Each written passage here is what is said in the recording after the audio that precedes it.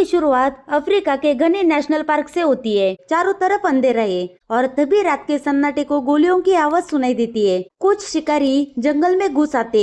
ये लोग गैर कानूनी शिकारी है, जिन्हें जानवरों की जान की कोई कीमत नहीं है। ये अंधाधुंध फायरिंग करते और देखते ही देखते एक शेर के पूरे परिवार को मार देते। लेकिन उसी झुंड का एक शेर किसी तरह जान बचाकर भाग निकलता है। उसकी आंखों में अब सिर्फ एक ही चीज है, गुस्सा और बदला। अब सीन कट होता है और हमें डॉक्टर नेट को दिखाया जाता है, जो अपनी दो बेटियों मेरी और नोरा के साथ उसी इलाके में आता है। वहाँ उनका स्वागत करता है मार्टिन, जो नेट का पुराना दोस्त और उस नेशनल पार्क का मैनेजर है। कुछ महीने पहले नेट की पत्नी की कैंसर से मौत हुई थी। उसकी बेटियां अभी भी उस दुख से उबर नहीं पाई है। नेट उन्हें उनकी माँ के बचपन वाले गांव लेकर आए हैं, ताकि वे उस जगह को देख सके। मार्टिन सबको अपनी गाड़ी में बिठाकर गांव की तरफ ले जाता है। रास्ते में नेट अपनी बेटियों को बताता है कि वह पहली बार उनकी माँ से इसी गाँव में मिला था। उनकी माँ एक फोटोग्राफर थी। उसे जंगल और जानवरों की तस्वीरें लेना बहुत पसंद था। कुछ देर बाद वे लोग उस पुराने घर में पहुँच जाते, जहाँ नेट की पत्नी बचपन में रहती थी। बच्चों को यह जगह थोड़ी अजीब लगती है, क्योंकि वहाँ पर इंटरनेट या वाईफाई जैसी सुविधाएं नहीं होती। नेट मुस्कुराकर कहता है कि कभी कभी टेक्नोलॉजी से दूर रहना भी जरूरी होता है।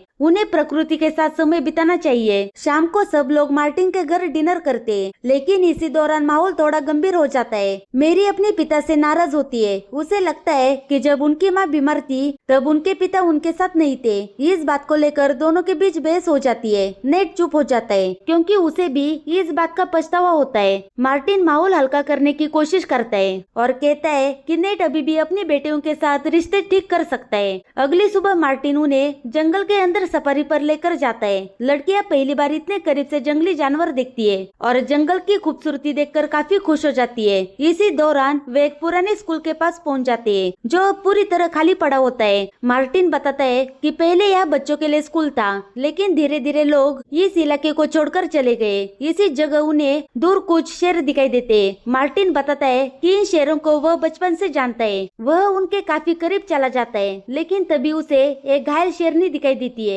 उसके पैरों में गोली के निशान होते हैं। मार्टिन तुरंत समझ जाता है कि जंगल में फिर से शिकारी आ चुके हैं और शायद किसी शेर को बहुत ज्यादा गुस्सा आ चुका है। इसके बाद वे लोग पास के गांव में जाते हैं, लेकिन वहां पहुंचकर सब हैरान रह जाते हैं। पूरा गांव बिल्कुल सुनसान होता है। जब वो घर के अंदर देखते हैं तो हर जगह सिर्फ लाशें पड़ी होती है। अब उन्हें समझ आता है कि यह सब उसी शेर ने किया है जिसका परिवार मारा गया था। मार्टिन कहता है कि वह शेर अब किसी को नहीं छोड़ेगा और शायद अभी भी आसपास ही है। तभी अचानक झाड़ियों में हलचल होती है और वही शेर मार्टिन पर हमला कर देता है। मार्टिन गोली चलाता है, लेकिन निशाना चूक जाता है। नेट अपनी बेटियों को लेकर गाड़ी में बैठ जाता है। शेर गाड़ी का शीशा तोड़ने की कोशिश करता है, फिर वह गाड़ी की छत पर चढ़ जाता है और नेट का पैर पकड़ लेता है। मेरी जल्दी से गाड़ी स्टार्ट करती है और किसी तरह वे लोग वहाँ से भाग निकलते हैं। अब गाड़ी काफी दूर आकर रुकती है। नेट तुरंत अपनी बेटियों को चेक करता है कि कहीं उन्हें चोट तो नहीं लगी। खुशकिस्मती से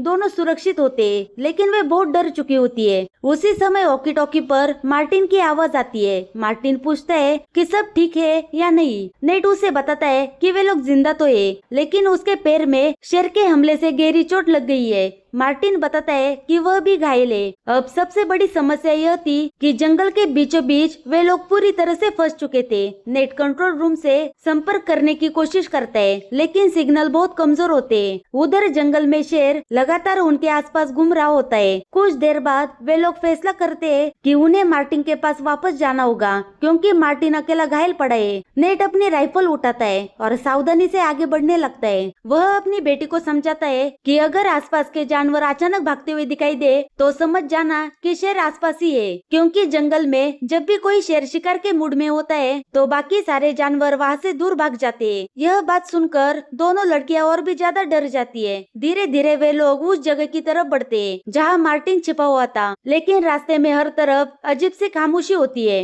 ना कोई जानवर, ना कोई आवाज। इससे साफ समझ आ जाता है कि शेर आसपास ही है। उधर मार्टिन भी अपनी चोट के साथ किसी तरह जिंदा रहने की कोशिश कर कर रहा था। नेट जब उसके पास पहुंच जाता है तो देखता है कि उसकी टांग बुरी तरह से घायल है। नेट एक डॉक्टर होने के कारण तुरंत उसका इलाज करने लगता है। वह घाव को साफ करता है और पट्टी बांध देता है, लेकिन उन्हें पता होता है कि यह इलाज ज्यादा देर तक काम नहीं करेगा। उन्हें जल्दी से जल्दी वहाँ से निकलना होगा। इसी बीच अचानक झाड़ियों में हलचल होती है और वही शेर फिर से दिखाई देता है। इस बार वह पहले से भी ज्यादा गुस्से में होता है। शेर धीरे धीरे उनकी गाड़ी के आसपास घूमने लगता है। नेट गाड़ी के ऊपर चढ़कर राइफल से निशाना लगाने की कोशिश करता है, लेकिन अंधेरा होने की वजह से उसे सही मौका नहीं मिलता। शेर अचानक गाड़ी पर हमला कर देता है। नेट जल्दी से गाड़ी के नीचे छिप जाता है, क्योंकि शेर का शरीर इतना बड़ा है कि वह नीचे नहीं आ सकता। शेर गुस्से में गाड़ी को पंजे से मारता रहता है। उधर गाड़ी के अंदर बैठी दोनों लड़कियां डर के मारे कांप रही होती है। तभी नोरा को याद आता है कि गाड़ी में ट्रैंक्विलाइजर डार्ट है। वह जल्दी से उसे निकालती है और मौका देखकर शेर को मार देती है। डार्ट लगते ही शेर धीरे धीरे वहाँ से दूर चला जाता है, लेकिन समस्या अभी खत्म नहीं हुई थी। मार्टिन बताता है कि ट्रैंक्विलाइजर का असर ज्यादा देर तक नहीं रहेगा। जैसे ही शेर को होश आएगा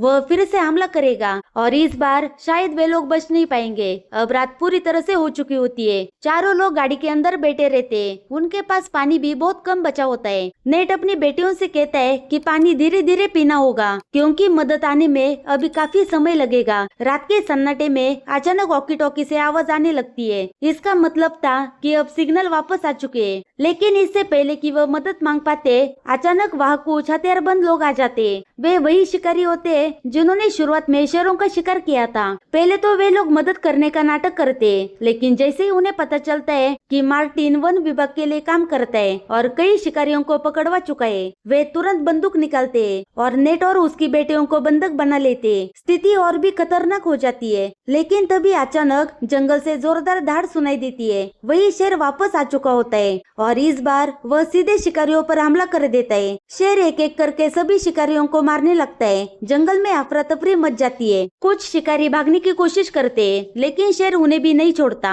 अब इस मौके का फायदा उठाकर नेट अपनी बेटियों को लेकर भागने की कोशिश करता है। उसे लगता है कि शायद यही मौका है जंगल से निकलने का, लेकिन जंगल अभी भी सुरक्षित नहीं था, क्योंकि वह शेर अभी भी जिंदा था और उसका गुस्सा अभी भी शांत नहीं हुआ था। नेट जल्दी जल्दी शिकारियों की गाड़ी तक पहुंच जाता है। उसे उम्मीद होती है कि शायद इस गाड़ी से वे जंगल से बाहर निकल पाएंगे, लेकिन जैसे ही वह गाड़ी के पास पहुंचता है उसे पता चलता है कि गाड़ी की चाबी वहाँ पर नहीं है। शायद भागते समय शिकारी चाबी अपने साथ ले गए। अब नेट के पास एक ही रास्ता बच जाता है। उसे जंगल में जाकर चाबी ढूंढनी होगी। नेट अपनी बेटियों से कहता है कि वे गाड़ी के पास ही चिपकर रहे और बाहर बिल्कुल न निकले। फिर वह सावधानी से जंगल की तरफ बढ़ने लगता है। जंगल में चारों तरफ लाशें पड़ी होती है। शेर ने लगभग सभी शिकारियों को मार दिया था। नेट हर एक लाश के पास जाकर चाबी ढूंढने की कोशिश करता है, लेकिन कहीं भी चाबी नहीं मिलती। धीरे धीरे वह जंगल के एक हिस्से में पहुंच जाता है, जहां पास में एक छोटी सी झील होती है। उसी समय जमीन पर पड़ा वॉकी टॉकी अचानक बजने लगता है। यह आवाज सुनकर शेर का ध्यान उसी तरफ चला जाता है। शेर तेजी से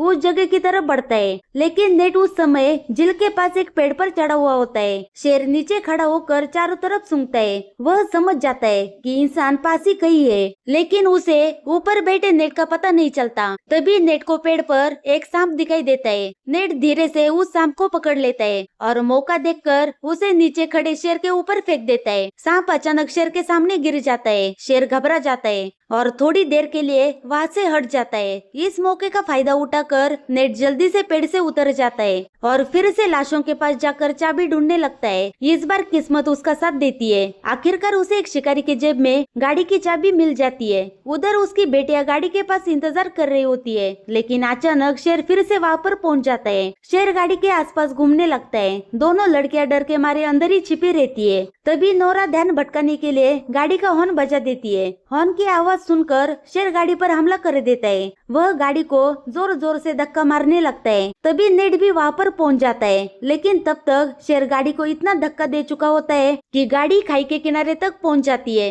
मार्टिन बच्चों को तुरंत गाड़ी से उतरने के लिए कहता है। जैसे ही दोनों लड़कियां बाहर निकलती है, गाड़ी खाई में गिर जाती है और उसके साथ मार्टिन भी नीचे गिर जाता है। नीचे गिरने के बाद मार्टिन बुरी तरह से घायल हो जाता है, लेकिन शेर अभी भी जिंदा होता है और धीरे धीरे उसकी तरफ बढ़ रहा होता है। मार्टिन देखता है कि गाड़ी से पेट्रोल लीक हो रहा है। उसे समझ आता है कि अब बचने का एक ही तरीका है, वह गाड़ी में आग लगा देता है। कुछ ही सेकंड में वहाँ पर एक बहुत बड़ा धमाका होता है। उस विस्फोट में शेर भी बुरी तरह से घायल हो जाता है, लेकिन मार्टिन की जान नहीं बच पाती। नेट अपनी बेटियों के पास पहुंचता है। वे लोग मार्टिन की मौत से बहुत दुखी होते हैं, लेकिन अब उन्हें किसी तरह जंगल से बाहर निकलना था। मेरी बुरी तरह से घायल हो चुकी होती है, इसलिए नेट उसे सहारा देकर आगे बढ़ता है। वे लोग उसी पुराने स्कूल की तरफ जाते जो उन्होंने पहले देखा था, क्योंकि वहाँ उन्हें थोड़ी सुरक्षा मिल सकती थी। स्कूल के अंदर नेट अपनी बेटी के जख्म का इलाज करने की कोशिश करता है। वह आसपास से कुछ चीजें ढूंढकर पट्टी बनाता है, लेकिन उसे पता होता है कि खतरा अभी खत्म नहीं हुआ, क्योंकि शेर अभी भी जिंदा हो सकता है। और सच में कुछ ही देर बाद स्कूल के बाहर फिर से दहाड़ सुनाई देती है। वही शेर एक बार फिर उनके सामने आ चुका होता है। अब नेट समझ जाता है कि इस बार भागकर बचना संभव नहीं है। अगर वह कुछ नहीं करेगा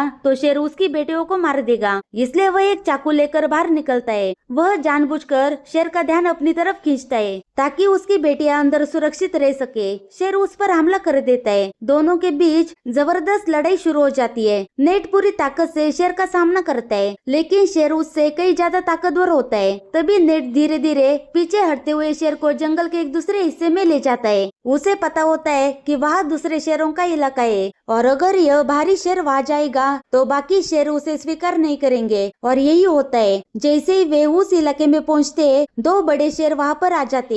वे उस गुस्से शेर को अपने इलाके में देखकर उस पर हमला कर देते। तीनों शेरों के बीच भयानक लड़ाई शुरू हो जाती है। वे दोनों शेर मिलकर उस पागल शेर को मार डालते। अब खतरा आखिरकार खत्म हो चुका था। कुछ देर बाद वन विभाग का अधिकारी बेंजी वहाँ पर पहुँच जाता है। वह नेट और उसकी बेटियों को अस्पताल ले जाता है। नेट कई दिनों तक इलाज के बाद ठीक हो जाता है। जब उसे होश आता है तो वह अपनी दो बेटियों को अपने सामने खड़ा देखता है। दोनों बेटियां अपने पिता से कहती है कि उन्हें अपने डैड पर बहुत गर्व है, क्योंकि उन्होंने अपनी जान जोखिम में डालकर उन्हें बचाया। कुछ समय बाद वे लोग उस पेड़ के पास जाते जो उनकी माँ को बहुत पसंद था। वो तीनों एक साथ फोटो खिंचवाते और इसी के साथ मूवी यहाँ पर खत्म हो जाती है। लेकिन फिल्म जाते जाते एक सवाल छोड़ जाती है, असल में असली राक्षस कौन था? वह शेर जिसने अपना परिवार खो दिया, या वह इंसान जिसने जंगल का नियम तोड़ दिया? कमेंट सेक्शन में जरूर बताएं और चैनल को सब्सक्राइब जरूर करें। Thank you for watching.